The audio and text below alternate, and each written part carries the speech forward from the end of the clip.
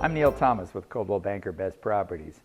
This is a real estate short take, and this is part 2 of a two-part series that is called Negotiating Your Deal. In the first part, we talked about how do you figure out what a property's worth. Now that we've got to the point of making an offer and we've based our offer on what we know the property is worth from our own research, we have to sell this for you.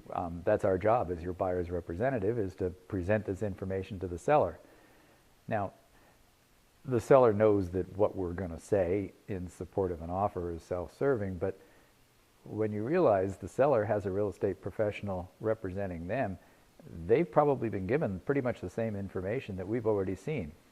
You see, buyers and sellers come to the table with pretty much the same information to begin with, so everybody really kind of knows what the house is worth.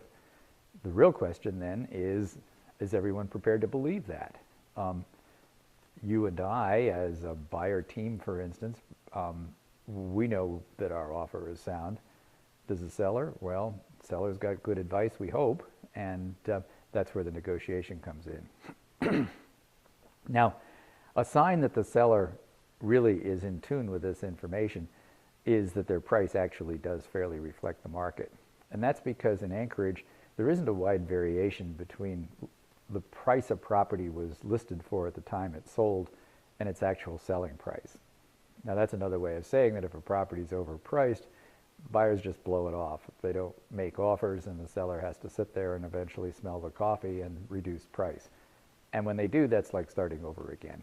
So as a buyer, your strategy first is not to look at overpriced properties, because those signal sellers that simply haven't come to terms with what a property is actually worth.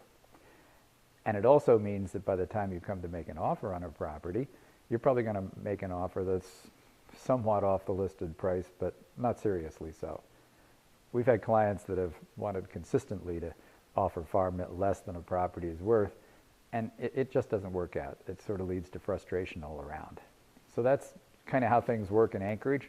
Other markets are probably different, perhaps given to more haggling than seems to be the case here, but it's kind of nice to know the business environment in which you are operating, because you can always take that into account. I hope this information was helpful. I'm Neil Thomas with Coldwell Banker Best Properties, and this was a real estate short take.